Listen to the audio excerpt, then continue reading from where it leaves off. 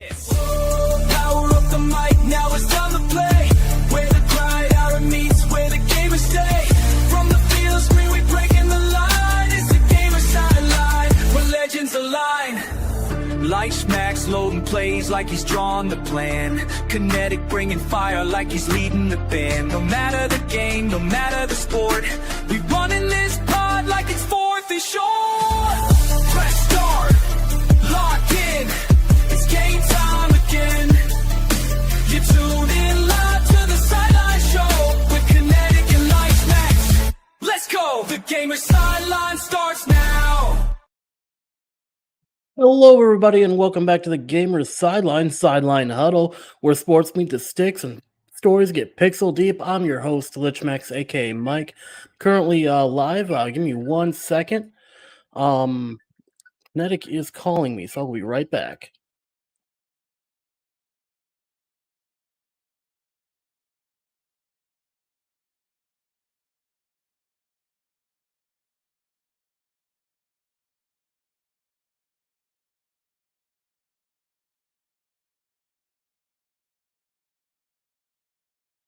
And we're back. Sorry about that. I had to answer a call from Kinetic. But where were we at? Right. So welcome to the Sideline Huddle. This where we talk NFL and NFL-related topics like NFL news, injury reports, and previous week's games and upcoming game predictions.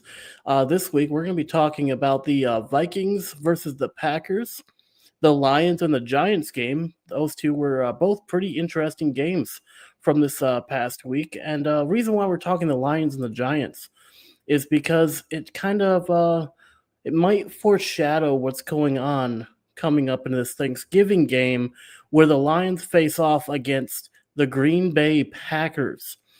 And so that's also why we are covering the Vikings-Packers game, because that does kind of represent what we might see tomorrow as Lions fans. So Kinetic is on his way, and when he gets here, we can talk the Vikings side of things. But I guess we'll kick it off with the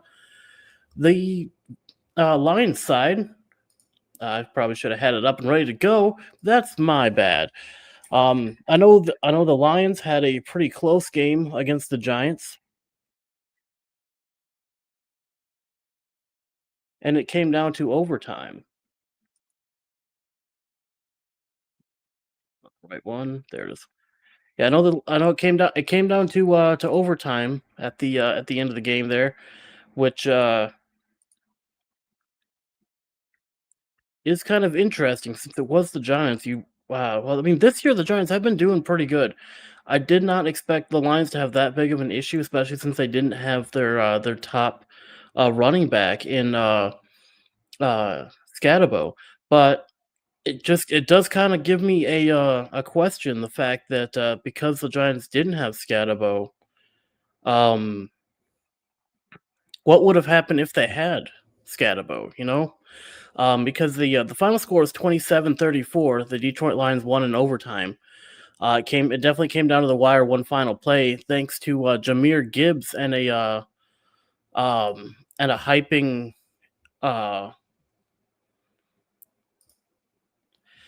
and hype from Jared Goff, spurring him along to get that final touchdown to win the Lions the game. But Kinetic, now that you're here, we're talking Lions versus the Lions-Giant game to kick it off. I just mentioned how the fact that it was so close, it does make me kind of think, like, what could we have been looking at had the Giants had Jackson Dart and Cam Scatabo on the field, because both of those two have been a amazing tag team when it comes to playing teams. So what are your thoughts on the Giants' performance against and the Lions' performance against the Giants? I mean, I've been saying all year that I thought Jameis Winston was the best backup quarterback in the league. I said at the start of the season I wanted him on the Vikings instead of Carson Wentz. Right. I like Jameis Winston. I think that the Giants, you know, it's not just Cam Scatabo and Jackson Dart. Malik Neighbors is out. Right. You know, like some of their best players on both sides of the ball are out. So the fact that they were able to play like that against the Lions, one of the league favorites, I think it speaks volumes to the future of that team. And it sucks for Brian Dable that he put that team together and then got fired before he gets a Right. chance to see it sort of bloom into what it's supposed to be. But I will Now, say, Jahmyr Gibbs is on my fantasy team. Cheers to him. he put in work for you this weekend. So, I mean, he got 15 carries for 219 yards. His longest was 69 yards. Nice. And 2 touchdowns. Like, that's amazing for Gibbs. I mean, even Montgomery got in there finally. They're letting him run some yards. He got 18 yards for 5 carries. Longest was 9. I mean, Detroit's definitely showing that they can mix it up. They can mix it up. They got 257 passing yards, 219 rushing, or 237 rushing yards. I do. How does one get 279 yards passing, but then end the game with 257 yards passing? So the team, so Jared Goff's is 279. The Right. team's is 257. That means that they probably did some like trick double pass or something that ended up losing yards. No, there's no negative yards on the chart. Well, no, it's not going to show here. It would have been because it would have been like his first pass would have been like a lateral. So that's why it'll say that he doesn't have an incompletion, more incompletions than what he had right there. Right. But then the total yardage of the play lost yards. So Yeah. Jared Goff didn't lose the yards on the pass, but the team Right. lost the Okay. yards on the pass. Okay. Well, I'm surprised they don't show the pass, the guy who did the pass in here. But yeah, I'm assuming you're probably right. That would make sense. So they even I mean, got I don't Gunner. know for sure. I'm just spitballing why. Yeah, I mean, because it doesn't make sense. You get 279 passing yards, but you got 257 for the team. That's crazy. Right. They got both of their backups into this game. They got actually, I don't know if he's a backup, but they got Gunner Olszewski. Olszewski is how I'd Olszewski. say it. Yeah, Olszewski in there. Jameis Winston. I'm guessing they just put him in as like assuming like the end of the game or something. Like they didn't want to lose Jameis Winston. That would be my guess. Because let's see, was Hutch eating this game? I think Hutch he had the was only sack. he got 2 sacks and Jack Campbell got No, he no had no two sorry. TFLs, 1 sack. Right, he got 1 sack. I got the columns mixed up. Yep. So they really weren't eating this game. But he Hutch also got had 1. something like 6 or 7 QB pressures, which was like a Right. I don't. It sounds weird to say that that's a record, but it was something. Yeah, I mean, I wish they would track that. That way we could see that, but no, like no one ever actually tracks that. Right. Which I mean, I don't blame them. I mean, it's not really something you can like accurately measure. You know what I mean? Because you can't really. It's hard. Like it's easy to see, like that. Yeah, It's easy to say like, yeah, he was under pressure, but it's hard to really like write down on a stat sheet. Yeah, he got a pressure on the quarterback. You know what I mean? Right. Like, Well, like and with a I lot. think something that gets lost on a lot of people, but like inside NFL circles, sacks are flashy for the stat sheets. QB Yeah, pressures are the stats that actually matter for pass rush. you would say that. No, it's true. Because a sack looks nice because it's a loss of yards, Right. but a QB pressure forces a hurry, forces incompletions, forces bad throws, forces interceptions. It matters more to the overall result of the game than sacks do. I mean, I feel like sacks I've kind of seen. play a huge part in like the overall flow of the game than Look at it like pressures. like a baseball game. Home runs are flashy, everyone loves them. But if But you get but points if on you the have board. if you have a team full of guys that are always going for the home runs, and it's either a home run or they get a pop fly to the outfield and they get called out, or you get a bunch of guys that are constantly getting on base generating runs, those are getting the wins. The little hits to the infield that get past a couple guys and get you on base and gets a runner home, that's what wins you the game. The home runs are flashy and they look good, and yeah, they do affect the game. But the getting on base, the hit percentage, that's what actually matters. I Same mean, thing usually when it comes to that's why pass you'll rush. The sacks are the home runs, but the QB pressures are the balls that are getting you on base that are getting runners home.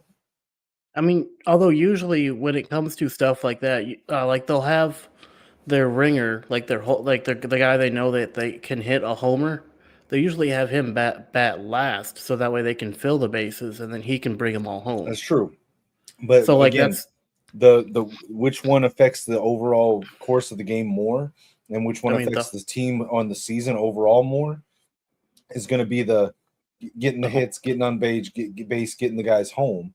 The home runs are flashy and pretty. Everyone likes them, and I'm not trying to I trash mean Hutch. Hutch is my second favorite player in the league. I play D line. I like sacks, but I'm telling you, the people that know us. will tell you that QB pressures are a more important stat than sacks. And like I said, Hutch had like some great number of QB pressures in this game. Right, yeah. I mean, he's always been good about generating pressure on the QB, even if it doesn't get to him, because like it's a scary sight seeing Hutch barreling down at you. You really want to get that ball out your hands, because otherwise he's going to get you, and he doesn't hit soft. But that being said, that's the Detroit Lions New York Giants game. Hopefully, hopefully we can see a better performance out of the Lions coming into this Thanksgiving game. We're definitely going to need it, especially after seeing what we have up next here. Because up next we have what I would classify as a uh, Midwest beatdown. I think would be a correct term for it. We got the Green Bay Packers versus Minnesota Vikings that happened over the weekend. This is one I know Kinetic has thoughts on this game. He's got words for those who are still doubting JJ. But if you look at the stat sheet, JJ is not looking great. 87 yards, 2 interceptions, 12 out of 19 completions. Jordan Love over here with 14 out of 21 completions, 139 yards, no interceptions. Malik Willis got in there for a play. Then you look at the rushing yards. So they held Minnesota to 52 passing yards. The rushing yards, they held them to 93. Jordan Mason got in there for 42 yards. Aaron Jones got in there for 41. JJ rushed for 10. Then you look over the Green Bay. I mean, to be clear, I'm not a Green Bay fan. I'm not a Minnesota Vikings fan. But just going over the game, Green Bay rushing. Emmanuel Wilson got in there for 107 yards. Chris Brooks got in there for 21. Jordan Love rushed himself for 15. Malik Willis rushed for 3. The Vikings gave up 146 rushing yards. I mean, it doesn't look super great. I mean, Justin Jefferson, 4 receptions, 48 yards. That's not great for Justin Jefferson. His longest was 19. That's pretty decent. That's longer than any of the Green Bay's receiving team for their longest rack catch. TJ Hawkinson got in there for 4 receptions, 19 yards. He only got 5 yards for his longest. Aaron Jones, the running back, got 3 receptions for 16 yards. I mean, he almost matched TJ on the receptions, on the receiving yards. His longest was 6. He actually beat TJ on the longest reception. But yeah, that's so it looks like JJ had 1 fumble. He recovered it though. I'm assuming that was the botch snap you were talking about. But yeah, so what are your thoughts on this game? So I mean, on this game overall, like I'm not in any way saying that JJ didn't play a bad game. He did, but if you watch the game, if you go and watch people who have forgotten more about football than you or I will ever know, such as Kurt Warner, former Super Bowl winning quarterback, JT O'Sullivan, former quarterback, Connor Stallions, who can break down film better than almost anybody. They've all done videos on this game and other games of JJ over the season. And they all come to the same conclusion that this is not on JJ. Yes, he's playing poorly. Yes, he has things that he needs to fix and shore up, specifically in the offseason. But the reason that the games are falling apart the way that they are, the reason that the Vikings are having a bad season is not on JJ. He has some blame, absolutely. My frustration comes from the people that just want to trash him, that want to call him a bust, that want to sit there and flex on him like it's so stupid, dude. that the ones that want to hate on him are gonna let what I say go in one ear and out the other, and then next week they're gonna be talking the same bullshit. They're gonna say that I'm making excuses, and I'm not making excuses. I'm acknowledging that he absolutely has things that need to be worked on. But in this game alone, I mean, you look at the offensive line. This was the first game where we had all 5 starting offensive linemen together. And in the first half of the game, they played well. They were dominating the defensive line early in the game. I don't know what happened in the second half, but they were a completely different offensive line in the second half. Christian Darrisaw, who has been a top 3 left tackle in the league for the last couple of years, was getting beat every other play. Ryan Kelly, who's been one of the best centers in the league, was getting put on his ass. Donovan Jackson, who's a rookie, but so far to this season has been one of the highest graded PFF offensive linemen in the league. Now, granted, I've often pointed out the fallacies of PFF's offensive line grading, so I want to give that with a grain of salt. I don't necessarily buy into it completely, but he's performed very well, was getting bullied into the pocket. Brian O'Neill was getting beat left and right in the second half. When you look at the drops, TJ Hawkinson had a drop. Justin Jefferson had a drop. Jordan Addison was a non-factor. Jalen Naylor, non-factor. Aaron Jones had drops. Yes, JJ had a couple overthrows.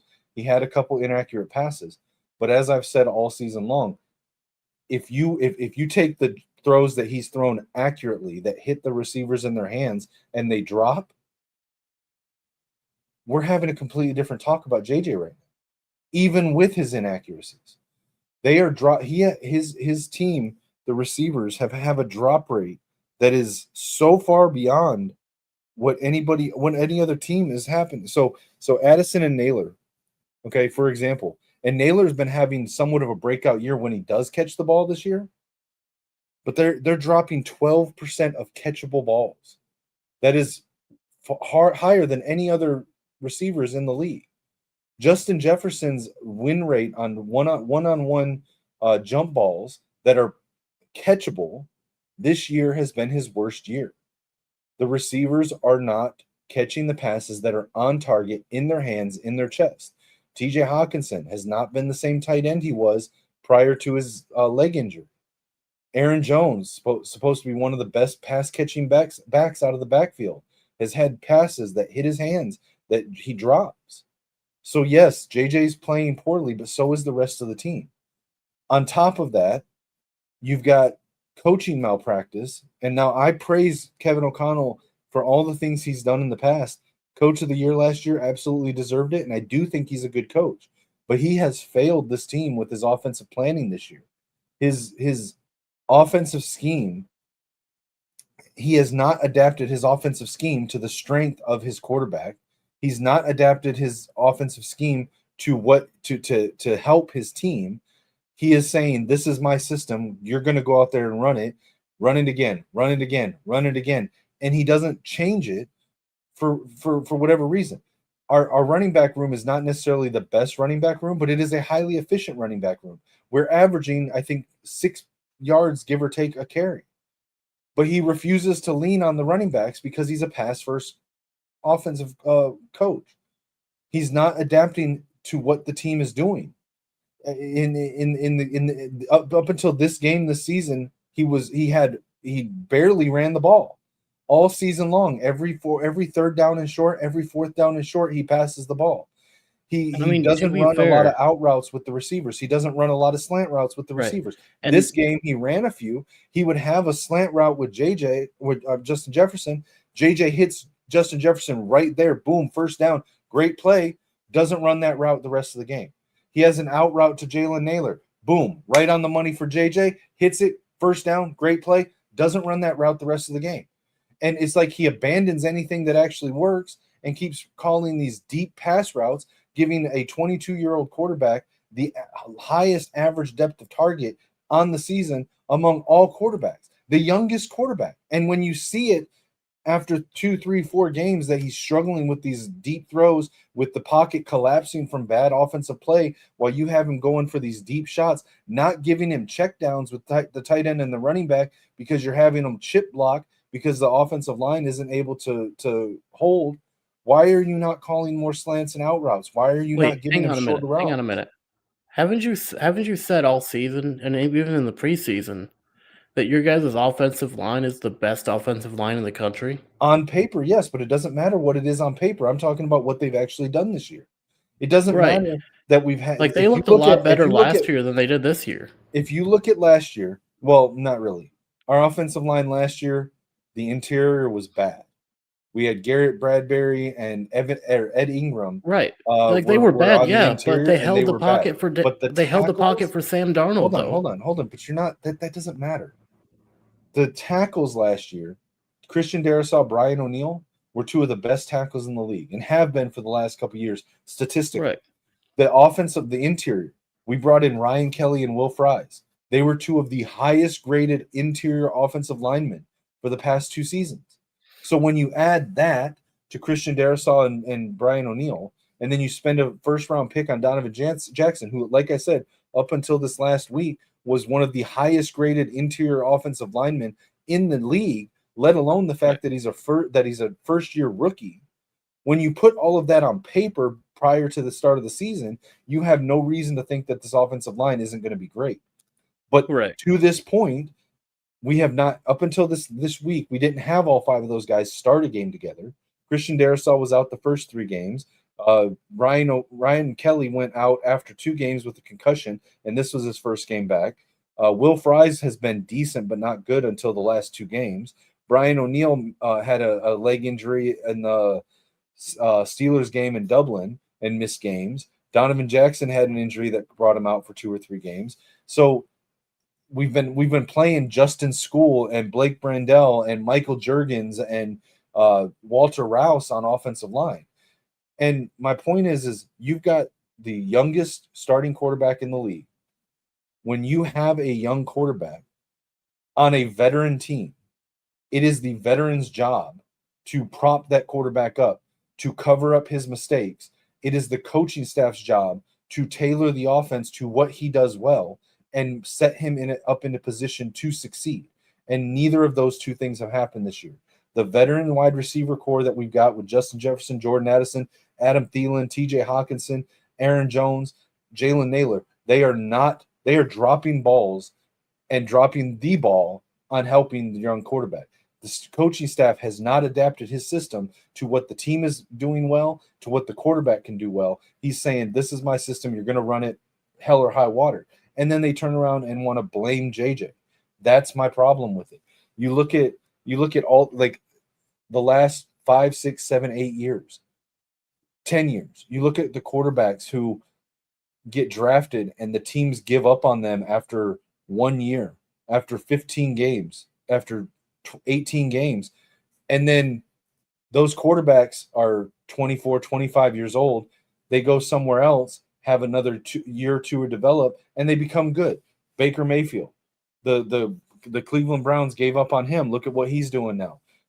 Sam Darnold, I forget if it was I think it was the Jets, the Panthers, the 49ers all had Sam Darnold, and now and they gave up on him, and now look at him.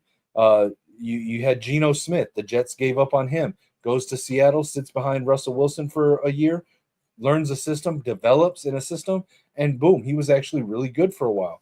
Like, there's and all of these quarterbacks, the common theme is they were young and the teams gave up on them before they should have.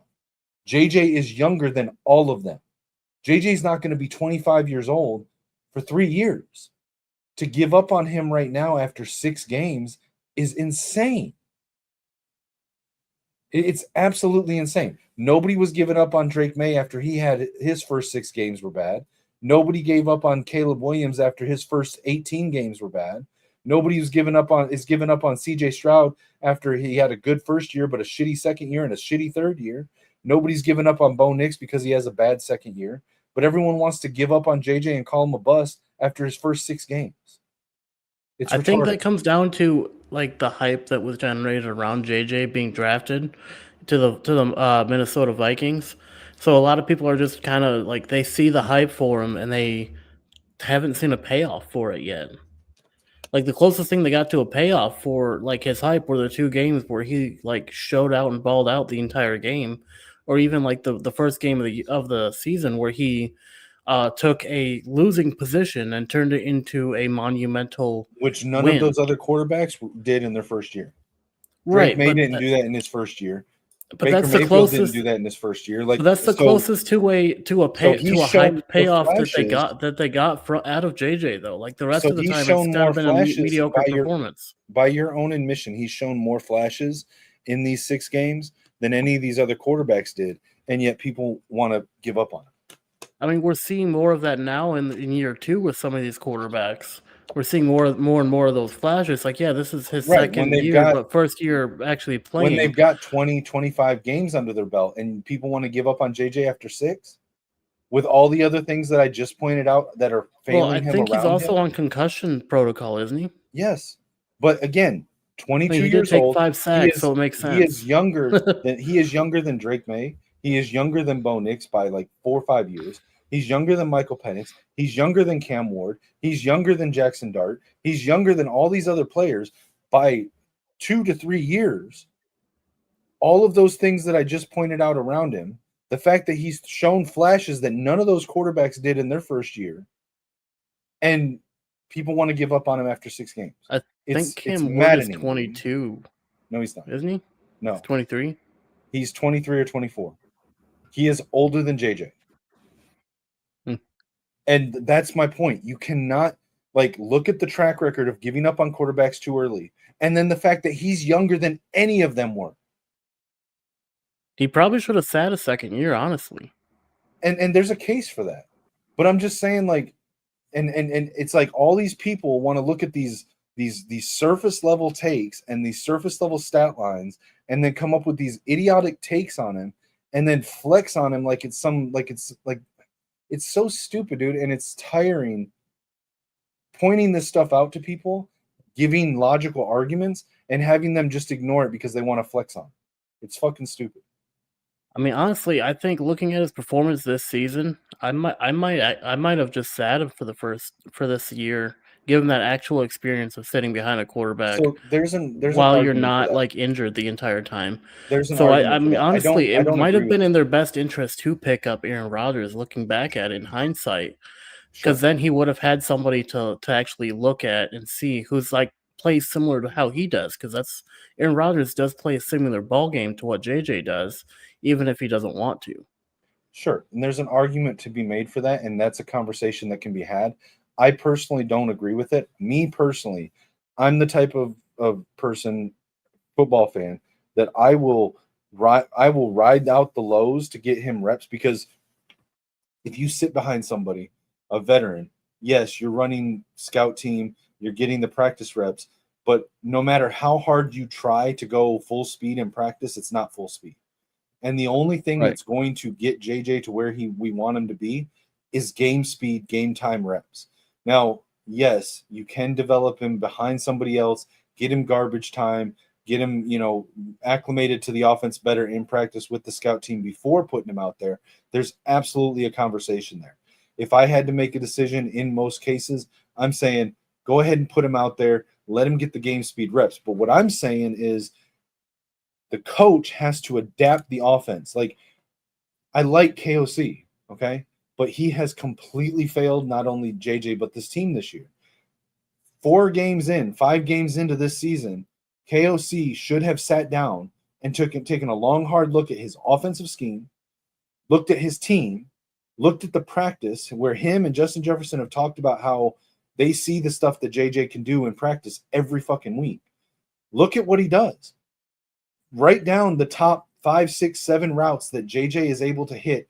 Boom, boom, boom, money every time. The slant routes, the out routes, the intermediate throws, 10 to 20 yards. And adapt your offensive scheme to do that more. Look at the fact that you're getting damn near 6 yards per carry from your running backs when you do run it, and adapt your offensive scheme and play calling to what your team does to prop up your offense and put them in a position to succeed. That's what you should be doing. And then get your young quarterback, your young 22-year-old quarterback, game time reps. And if he makes mistakes, then fine, he makes mistakes. Make sure he learns from the mistakes. Coach him up. Give him that mentor leadership from the veteran team. That's how I would do it. But like I said, there is a case to be made. Bring in somebody like Aaron Rodgers, Joe Flacco. Bring in somebody to give him a QB competition. Let him sit and learn. That's a conversation. I'm happy to have that. What I'm not going to do is sit here and have somebody try to flex on him that he's this trash quarterback. He's a bust. They need to cut him. They need to trade him. They need to be out on him, move on. After 6 games, no. Shut the fuck up, dude. No, I'd say we give him another year. If he doesn't improve, then I would start talking about trading, maybe. I can understand that conversation, but again, like I don't know if I would consider it outright, but I would if the right trade came around, I would actually look seriously at it. But I don't think I would You don't trade him after 6 games. You don't trade him at 22 years old. Because even if we give him a completely give him a complete year next year, at the end of next year, he's 23 years old. At the end of next year, he is still younger than half of the quarterbacks that come out of the college in their first year. There is such a thing of age being a factor in your development. I don't know. Yes, I agree. In my opinion, they should continue with him the rest of the season as the starter, assuming that he can get medically cleared. In the offseason, maybe bring in somebody that you could bring in without paying a huge price, like Mac Jones, who's having a good resurgence year in San Francisco, or maybe Anthony Richardson, or if you can get Daniel Jones to come back and have a QB competition, make JJ beat him out next year. But assuming that, and I think that JJ will beat him out in camp, start JJ all of next year. And if he doesn't show any improvement, okay, let's have that conversation. But let's also have the conversation that we need to see the offense adapted to him. Let's also say that we need to see the play calling adapted to him. Let's also say we need to see the veterans step up around him. And at the end of next season, he's still 23 years old. People gave up on Sam Darnold at 25 years old. They gave up on Baker Mayfield at 25 years old. Well, I mean, with Sam Darnold, it was kind of warranted.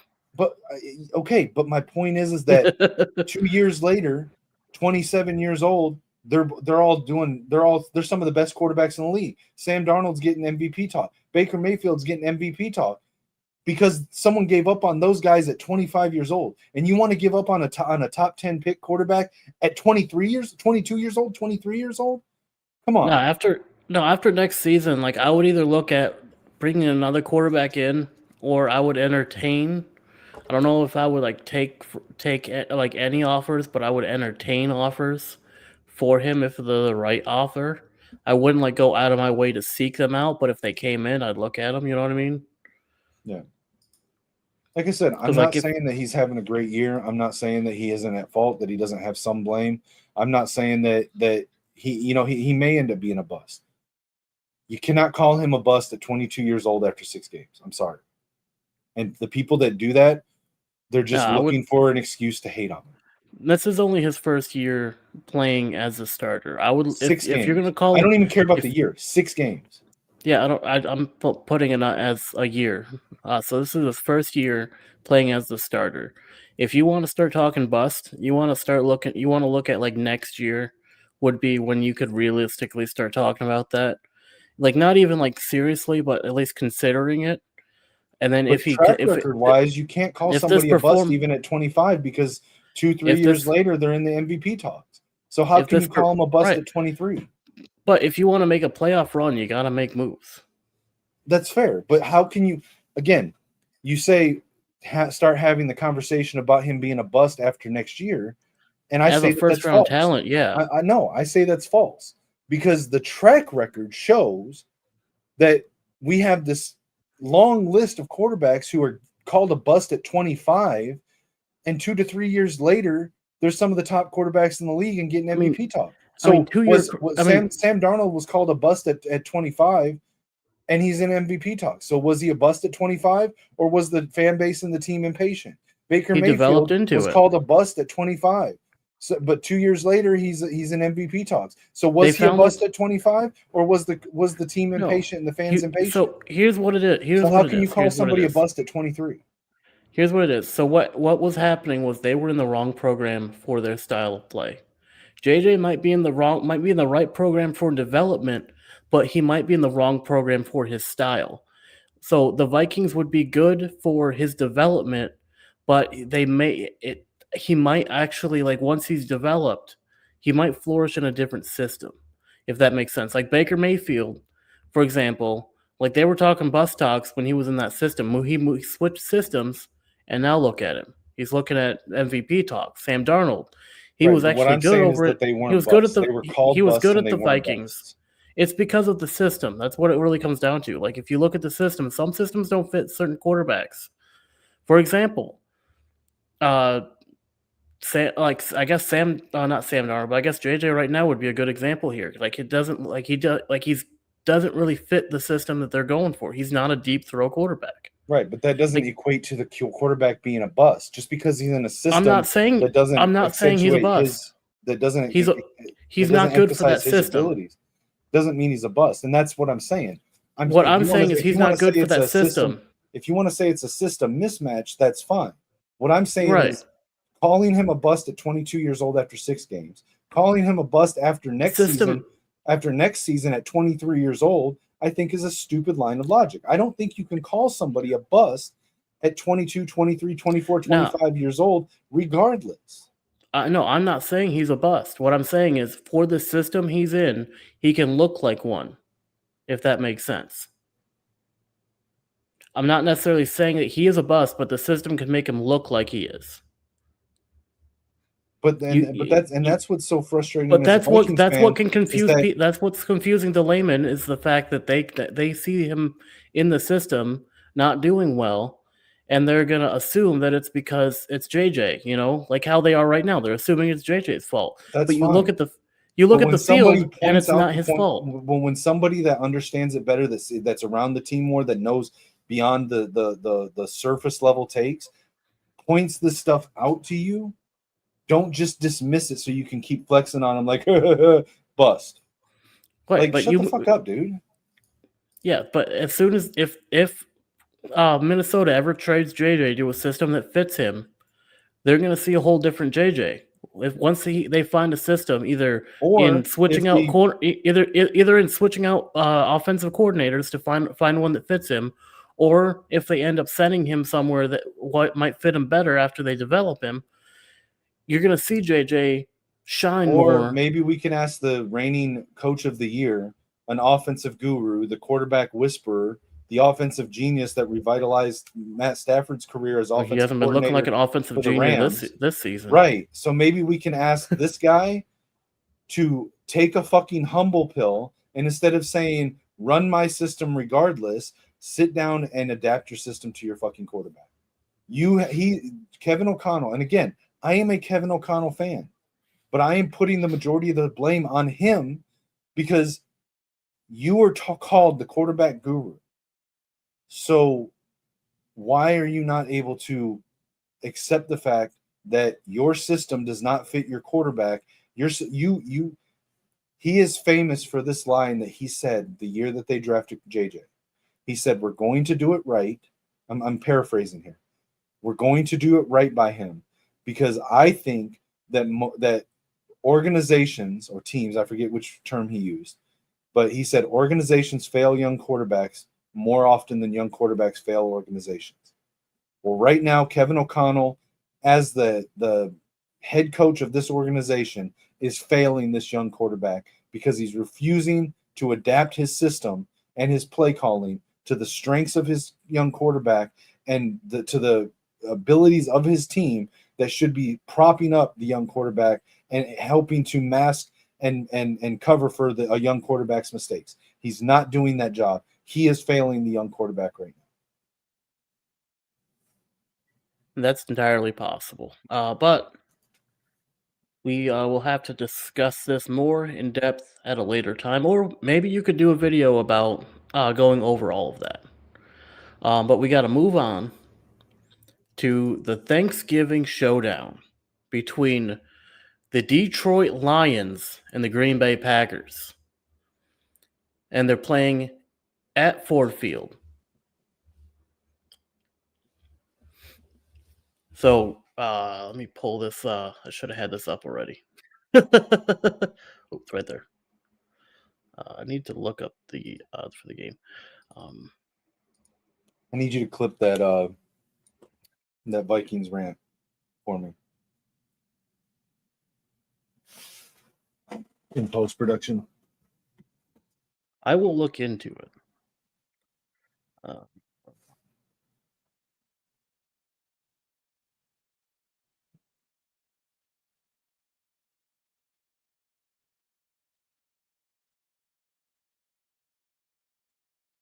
Do we have odds for this? I wonder.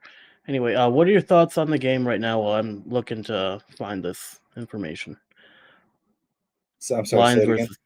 Lions versus Packers. What are your thoughts on the game? It's got playoff implications. It's potentially a battle for the number one in the NFC North. Well, I think you're doing a disservice to your Lions fans by not bringing up the biggest headline of the day. Did you not see it? I don't believe I have. No. Oh, well, breaking news for you. Former starting offensive lineman for the Detroit Lions, who retired at 29 years old this past offseason, Frank Ragnow, has announced he's coming out of retirement to return to the Lions for the remainder of this year. Now, I don't know if he's going to be back for this game, but who knows? We needed Ragnow. That's something we desperately needed. So that is actually huge news for us, and I actually did just see it. Yeah, that is huge for us because that might actually give us a good edge over the Packers. Well, right now, I don't know that he's. So here's the thing: if he comes back it's to this game, potentially possible that he could slot right in and play this weekend if he's kept himself in football shape, because he already basically knows the scheme. He already has cohesion with 4 of the 5 starting offensive linemen for the Lions right now. And with him Goff coming back would kick Glasgow back to left guard.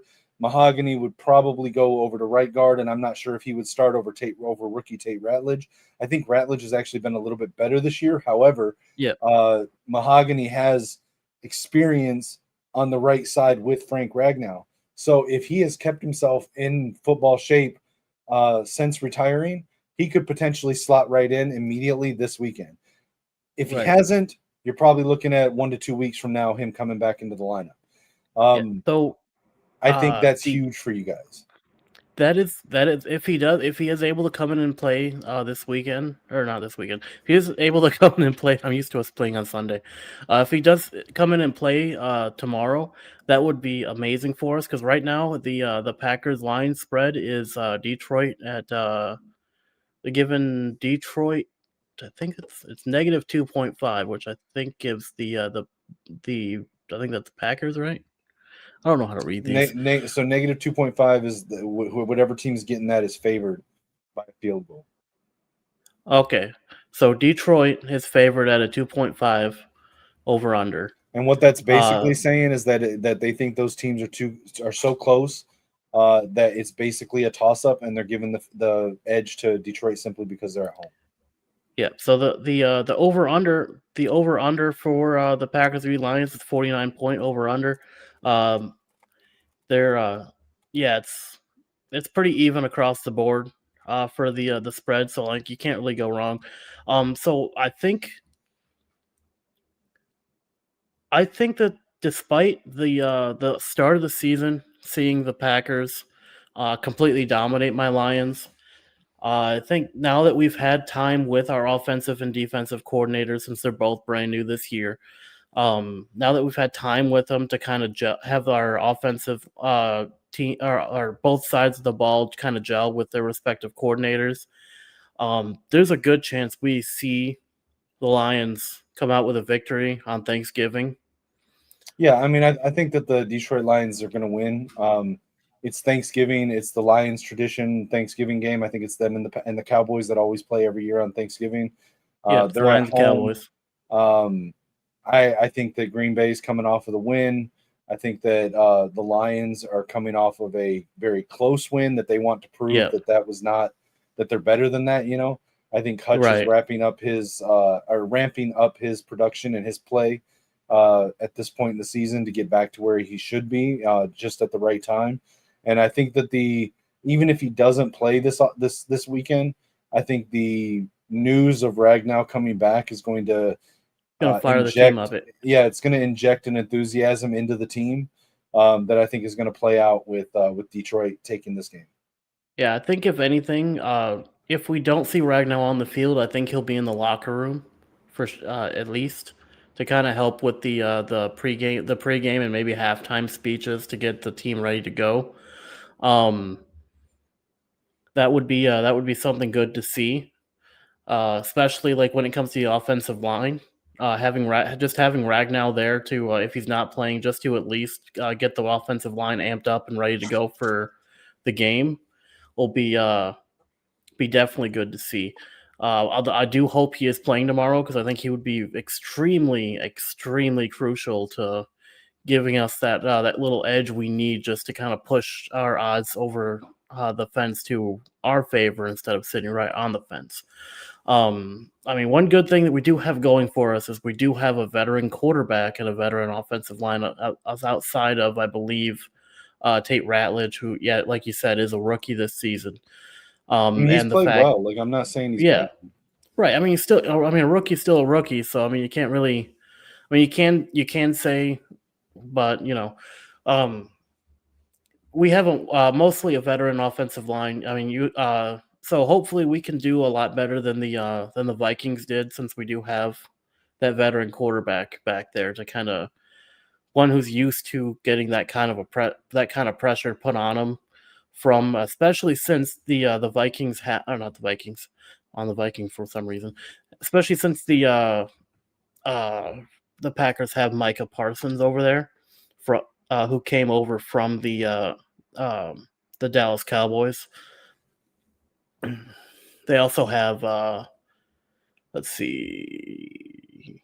Oh, most of their guys are out. Most of their good guys are out anyway. So yeah, I think their best right now. I think their best pass rusher is Michael Parsons, who's kind of who I believe is going to be a problem for us because he has a skill level pretty close to that of Aiden Hutchinson. He's not like, I wouldn't put them on the same pedestal, but I would definitely put them in the same conversation with best pass rushers in the NFL right now.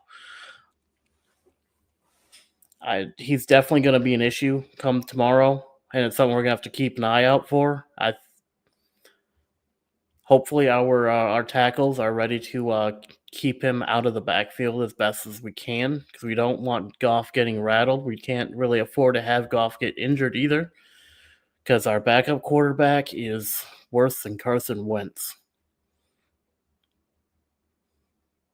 Yeah, I mean, I just don't see how you guys lose it. I mean, yeah, Micah Parsons is good, but one thing that Micah's never been great at is run defense. Dallas's run Right. defense was never super solid when Micah was there.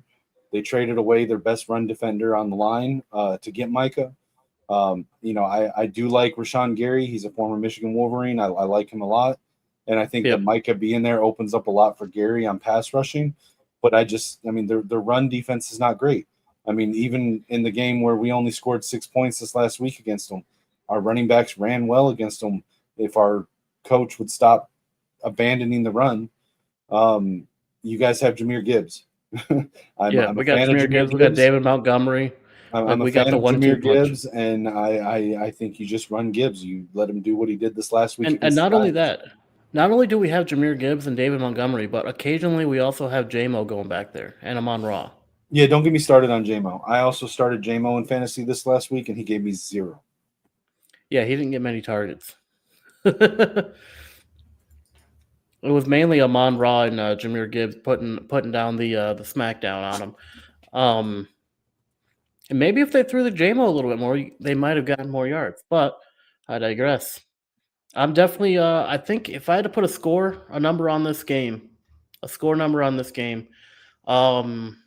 I'm gonna go with.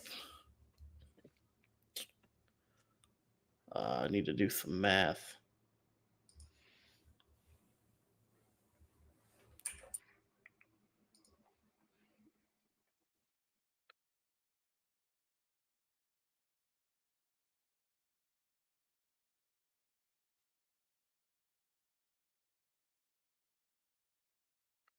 I'm gonna go with 34.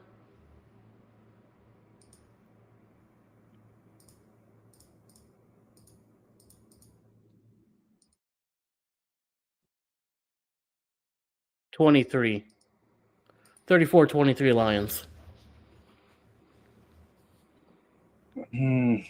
I think it's going to be more of a ground control game, defensive game. I think it's probably going to be something like I'm going to say 24-20 Detroit. All right, so make sure you guys get in the comments. Drop your score predictions for the Lions versus the Packers tomorrow, Thanksgiving Day. Next, we're going to move on to the injury roundup of this week. Obviously, we're going to be starting with the. I'll pull up the. I had this prepared for once.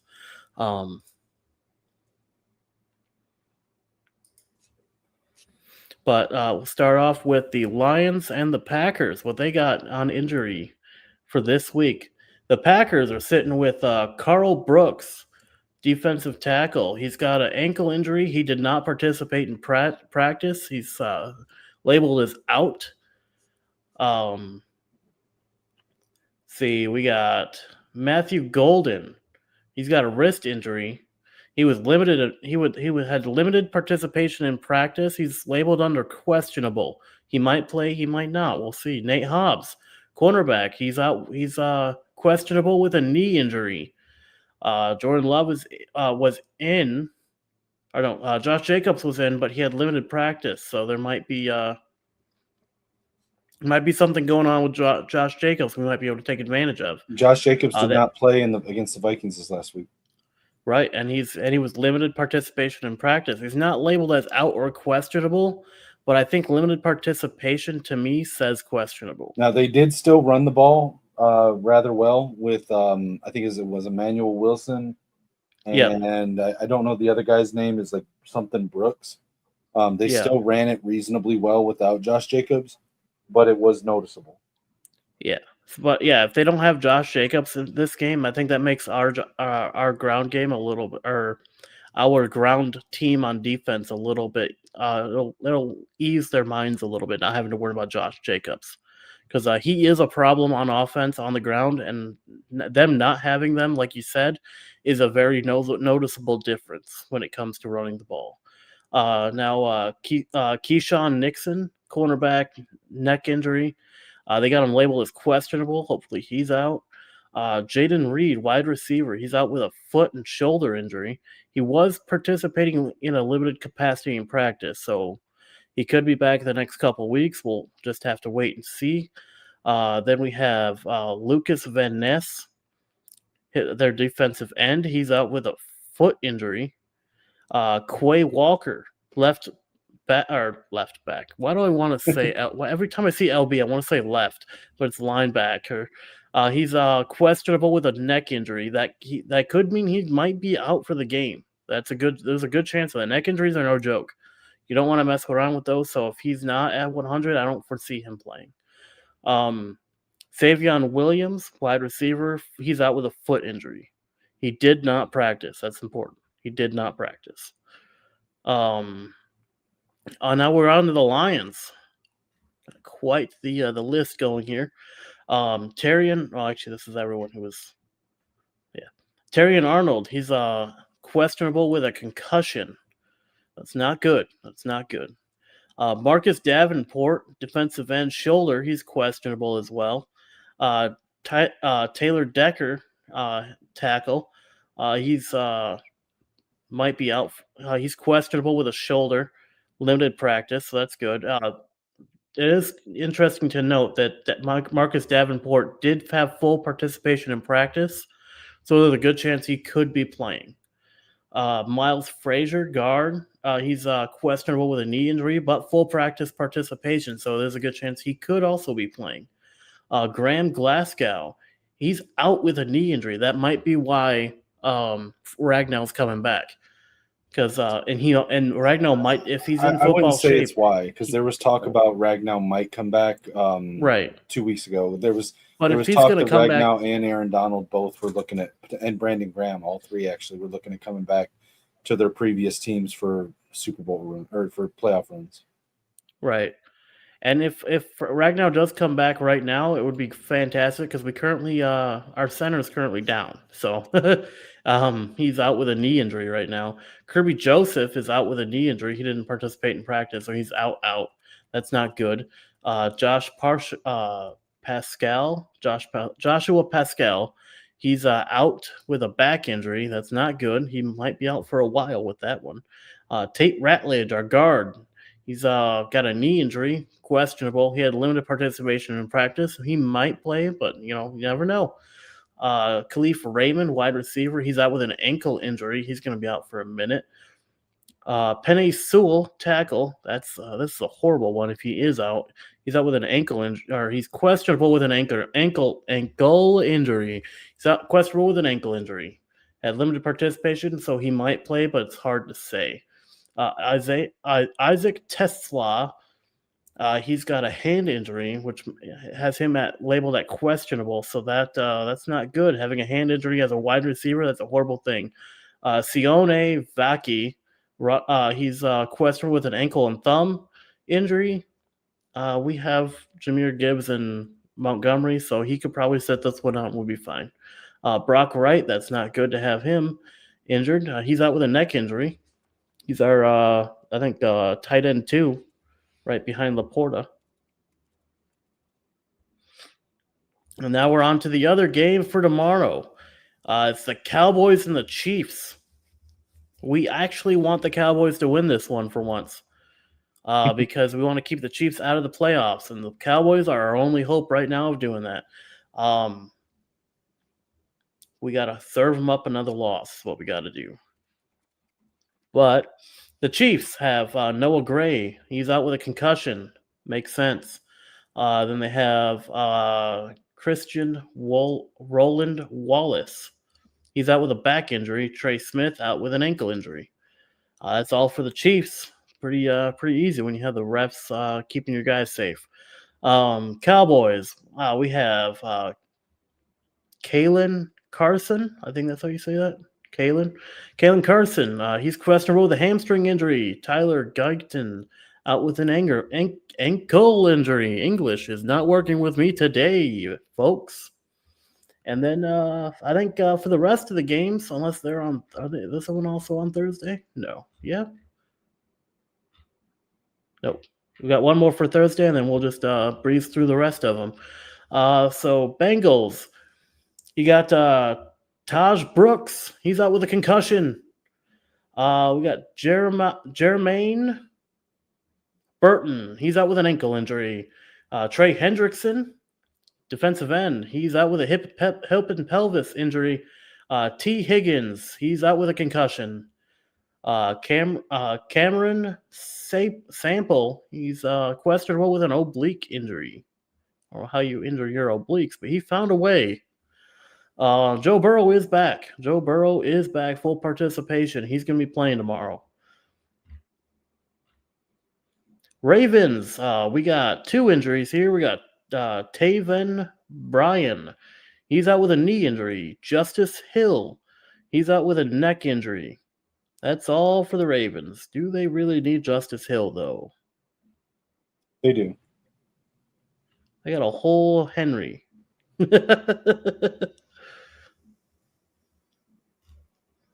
So now I'll just kind of breeze through, and if you see anyone interesting that you want to point out, feel free to point them out. I'm just going to point out my friend Luna in the chat. Shout out to Luna.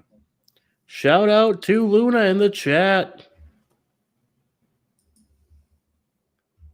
No, I mean you've done a pretty good job pointing out like the injuries and stuff. As far as the Cowboys and Chiefs, I think this game is huge because it's gonna It's gonna decide. Um, it's gonna decide which one of them is going to the playoffs and which one's not. Um, I believe whoever wins this game goes to the playoff. Whoever loses this game between the Cowboys and Chiefs is out of the playoffs. It's tough to pick against the Chiefs, but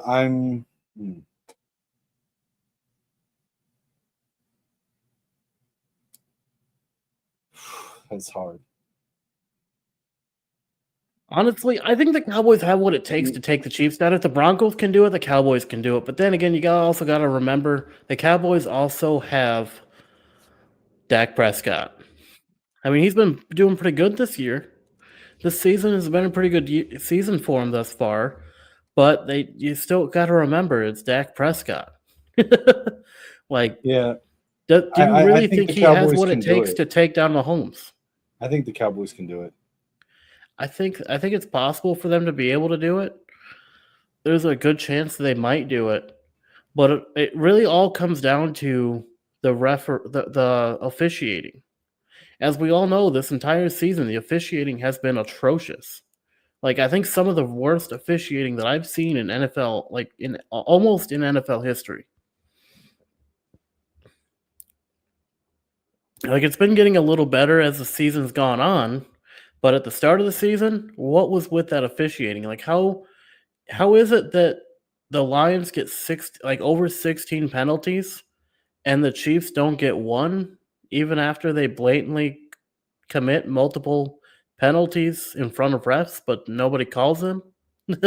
Like, that's insane. Somebody had money on that game, that's for sure. But yeah, I think depending on the officiating, I think there's a good chance that if it's called straight down the middle, like games should be, the Cowboys got it. The Cowboys got it. I don't think Mahomes has been playing to his peak this season. Kelsey's been distracted because he just got married not that long ago. So I don't think that, and Kelsey's aging out. So I mean, I think there's a good chance that the Cowboys can pull off a win in this one. I'll be honest, man. Kelsey to me has looked like he's looked more disinterested in football this season than I've ever seen. There's been so many plays that I've seen on replay where if you watch Kelsey, if he's not going to be the target, he doesn't even try, dude. He doesn't try to block. He doesn't try to run a route. He doesn't try to. He just it's crazy.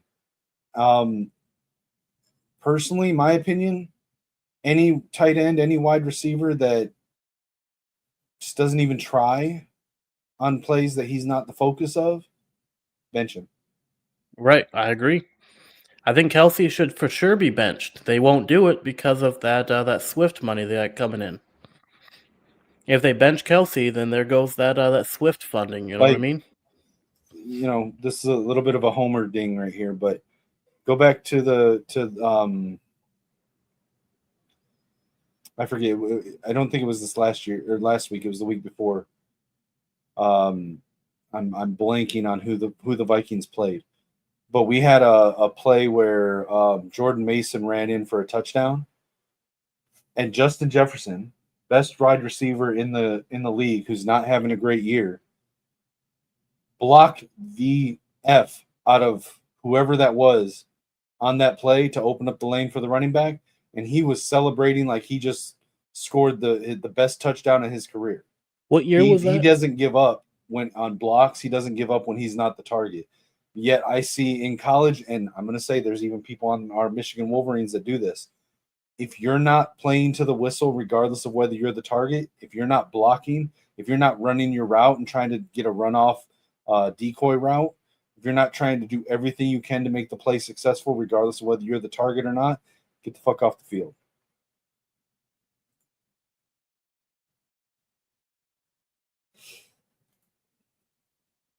That's my opinion.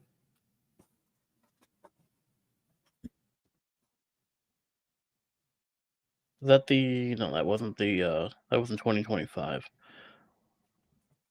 What year was that? What? The thing that you're talking about, The block from Justin Jefferson?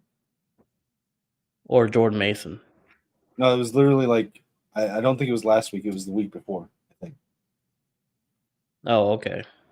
But my point is that if you watch the play, the reason the running back was able to run into the end zone for the touchdown was a block by Justin Jefferson. And he's like, Oh, okay. so like you think of the best wide receiver in the league, and you look at across the league, and you'll see receivers that are not as good of receivers as Justin Jefferson, who just give half effort on any play that they're not the target. They don't try to block. They don't try to run decoy routes. They don't try to do anything like that. Get them off the field. Like, you're still a player. You're still a football player. You should be giving 100% effort on every single play. And my point is that I've seen too many plays from Kelsey this year to be able to firmly believe that he is even still interested in playing football beyond getting the paycheck. Right. Yeah. No, I completely agree there. Like, if you're getting paid to play, you need to play to the whistle, not just because you're not getting the ball. Just go, oh, I'm done. I've hindered their ability to immediately get back there. I'm done. And you can see like his lack of blocking. You can see that in the way that Mahomes has had to scramble more than he normally would. Because normally he's only had to do like maybe like a little bit of a scramble to the outside to get a pass off. But lately Here's he's the had to I found the play. I'll show you real quick. okay. But yeah, lately he's straight up had to like sprint away from the defense because uh there's just the blocking just hasn't been there. Which I mean, I don't like Mahomes, so I mean, All I'm right. perfectly all right with his blocking not being there. This right here is what you should see from every wide receiver and every tight end, even when they're not getting the ball. And if you're not doing this, and what I'm saying is Travis Kelsey hasn't done this all season, get the fuck off the field. Watch Justin Jefferson, best receiver in the country. Watch. One of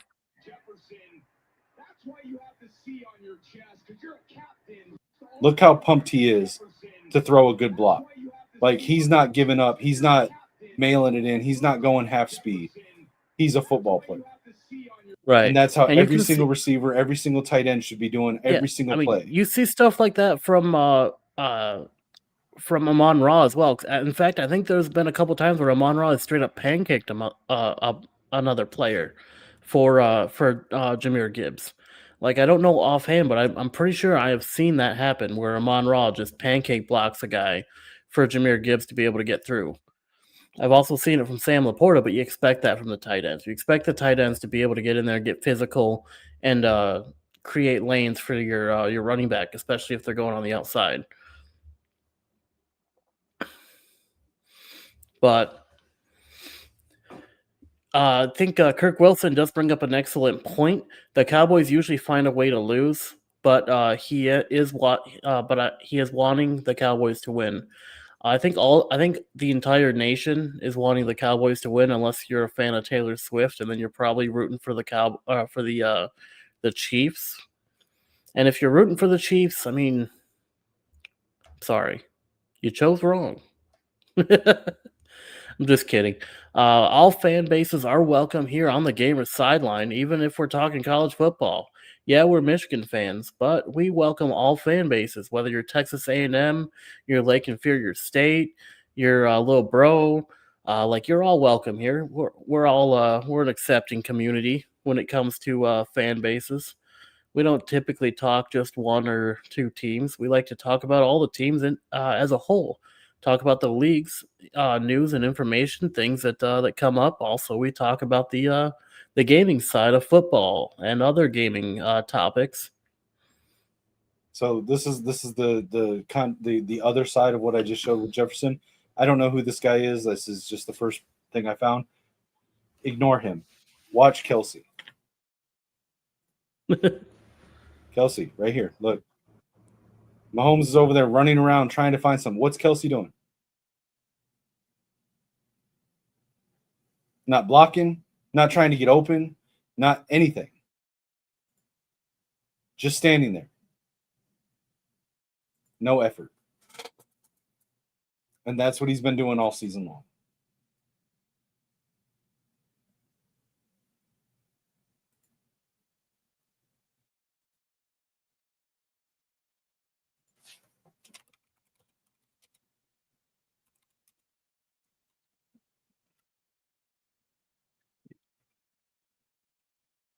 And that is something that needs to be addressed by um I can't remember their head coach's name off the top of my head.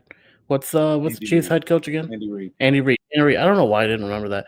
That's something Andy Reid really needs to address because like that can't happen. Like if you're getting paid millions to play a game, you should be putting your entire heart and soul into what you're doing, not just well, I'm not getting the ball, so I'm not going to do my job. Like Dude, you're you're getting paid to play paid tens football. of Play millions of football. dollars to play 18 games a season for 3 hours at a time. During those 3 hours that when you're on that field, every single play you're on that field, you should be giving 1,000% effort. I don't care if your job on that play is to block, if it's to run a route, if your quarterback is scrambling trying to make something happen, and you're just standing there going, "Well, I don't know why he's not throwing it to me," and then you're not trying to get open, you're not trying to follow the quarterback, get into a position where you can be a safety valve for him, or he starts running your way and you could block, you could turn and block the guy that's standing right there, but instead you just let him go over and tackle your quarterback. There's no excuse for that, bro.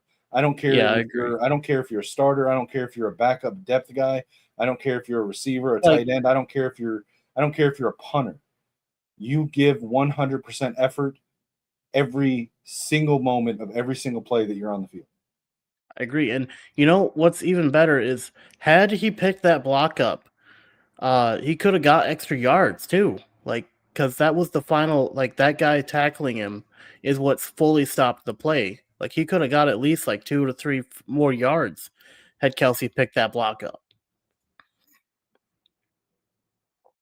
But I think that's gonna do it for us today. We're over on time as it is. No Uh, mock draft today. no, we're over. Wait, we're a little over on time. Okay. We'll have to do that again next week. Um, so I guess make sure that you are subscribed so you don't miss that next week, or we might do it tomorrow. Well, not tomorrow. We might do a mock draft. Uh, maybe this weekend. We can do a video for a mock draft. Um, and release it probably tomorrow or sometime. Either way, make sure you subscribe with the notification bell on so you don't miss that. We'll try to do a mock draft before the week's out, so that way you guys have our updated list. Kinetic, go ahead. Yeah, so I mean, as always, guys, you can find me everywhere on all social media platforms at Kinetic615 on X, on Discord. Feel free to hit me up, shoot me a message. You can also find me here on the Gamer Sideline channel. On the weekends, you can find me for my watch-alongs on Kinetic615 and here on Gamer Sideline for the Wolverines and the Vikings games. Saturday morning, AM Scramble with Lucian and Mike Alibaba to preview the college games that week. And Lichmax, don't we have a special show Friday? Yes, Friday we are doing a Michigan special where we're going to be talking about the history of the game over right here on the Gamers Sideline for our Football Friday. Because this weekend, in case you didn't know, is the biggest game in college football of the entire year, or even of all time. It is the game. Michigan Wolverines go head to head against the Ohio State Buckeyes, also known as the Lake Inferior State Soft Eyes. Um, all week, if you haven't seen it on Maze Madman's channel, also he's been doing Hate Week. Each day is a different topic when it going all the way up until the game on Saturday. So if you haven't yet, make sure you check that out as well. I was there on Monday for Maze Out Monday for the kickoff of Hate Week. I'm there every Monday for the Maze Out Monday show. You can also find me everywhere at Lichmax626. If you type my name in and I don't pop up, I'm probably not there. But normally you can find me right here on the Gamers Sideline on Fridays between 7 p.m. Eastern Standard Time and 7:30 p.m. Eastern Standard Time start time. And also on Wednesdays for the Sideline Huddle. I guess I think that's all of our news we got. Unless you got something before we get out of here. No, I would just ask everyone if you got a moment to take a look at the QR code wherever. Yep, it's on this end. Take a look there, check it out. With everything that's going on right now with the government shutdown, it really pushed back and delayed the timeline that I had tried to prepare for to get my disability approved. So any assistance, anything that anyone's able to help out with right now would really be appreciated.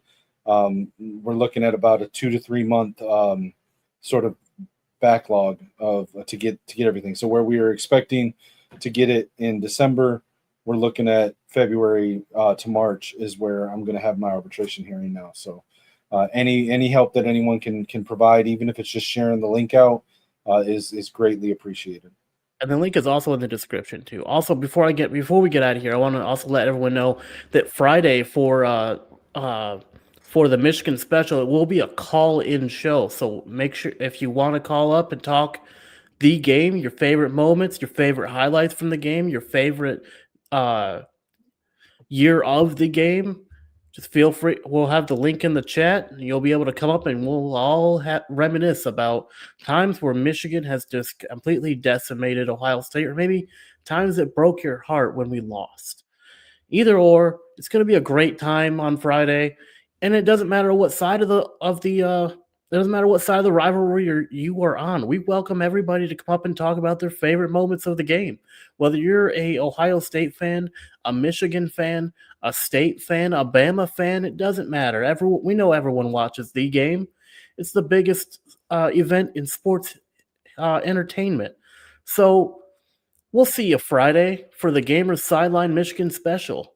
And with that, remember to cheer loud, play hard, and you'll catch us right here next time on The Sideline.